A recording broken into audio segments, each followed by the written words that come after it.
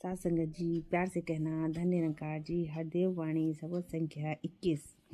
मानव से ये नहीं बना है, जगत बनाया ईश्वर ने। मानव को साधन बना के खेल रचाया ईश्वर ने।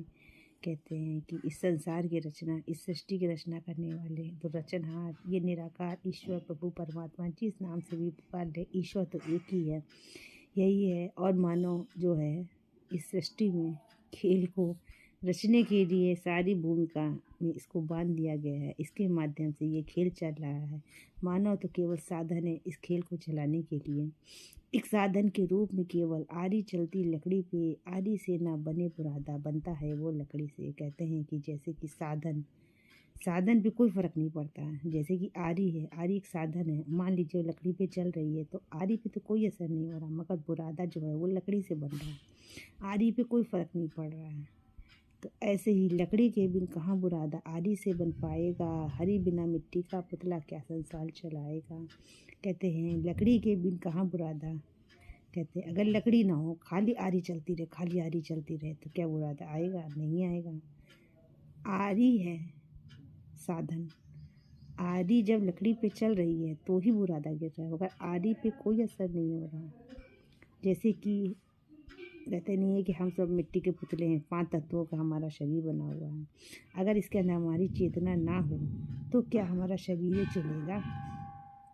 ये सब मिट्टी के पुतले ही हैं। कहते नहीं है कि अगर खिलौने बना दिए गए तो खिलौने ही हैं, वो चल नहीं सकते, कोई क्रिया नहीं कर सकते। ऐसे हम भी ये खिलौने ही हैं। अगर इसके अंदर ये चेतना ना डाली जाती तो क्या ये खिलौने मिट्टी के चलते? नहीं चलते। तो इसमें चेतना जो डाली है तो वो ईश्वर ने डाली है, और ईश्वर ने अपना ही स्वरूप डाला है। स्वयं हर एक के अंदर वो स्वयं विद्यमान है, तभी तो ये सुंदर शरीर जो दिया है वो चलायमान हो रहा है। हम इसके द्वारा सारे कार्य कर रहे हैं। एक कदम भी ईश्वर के बिन कहाँ कोई चल पाता है। कहे हरदेव सकल दुनिया को ईश्वर आप चलाता है। कहते हैं एक कदम भी अगर आपके अंदर की चेतना ये निकल जाए तो क्या आप एक कदम चल पाओगे? तुरंत जैसे ही सांसें बिखरी, चेतना अलग, शरीर अलग। फिर हम यही कहते हैं कि शरीर की मृत्यु हो गई। तो बिना चेतना के आप क्या एक कदम चला सकते हो? भले ही आपका कितना सुंदर शरीर क्यों ना हो, कितने अच्छे हाथ पैर क्यों ना हो, मगर बिना चेतना के तो आप एक कदम भी नहीं चल सकते। तो मिट्टी का पुतला अगर बना हुआ है, उसमें अगर जान डाली है तो ईश्वर ने स्वयं डाली है, स्वयं अपने को ही उसके अंदर उतार दिया है। बस हम ये बात भूल गए हैं। इस शरीर को पा के हमें लगता है हम ये सुंदर शरीर है, ये काया हमारी है और हमारा होना ही यही है। और हम अपने अंदर ईश्वर को खोजना है तो अपने से पृथक मानते हैं, जबकि मैं तो कहीं है ही नहीं। हमारे अंदर जो होना है ईश्वर का होना ही है। जब ये भ्रम मिट जाता है तो ही इससे प्रकार होता है।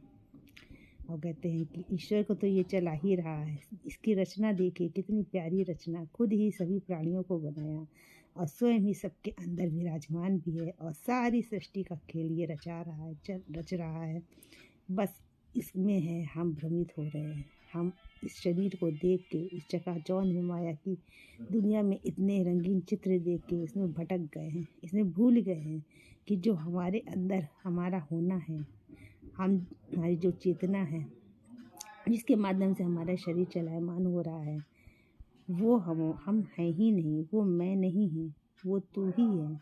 स्वयं इस निरंकार का होना ही है। और इससे को जान लेते हैं तो इससे एकमिक तो हो ही जाते हैं। मगर जब ये बात को हृदय से स्वीकार कर लेते हैं कि मैं तो कहीं था ही नहीं, तभी से कहा भी गया जब मैं था तब हरि नहीं, अब हरि है मैं नहीं, क्योंकि दो तो है ही नहीं।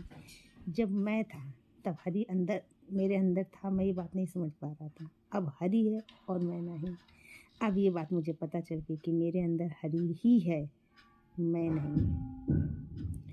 जब ये बात बिल्कुल दिल से पता चलती है कि हरि ही हरि का होना सब जगह है, हर जगह ईश्वर का होना ही है, तब समझ में आती है कि संपूर्ण सृष्टि को इसने रचा भी है और संपूर्ण सृष्टि को चला भी रहा है, और नाना रूपों में यही अवतरित हुआ है। प्यार से कहना जी, धन निरंकार जी।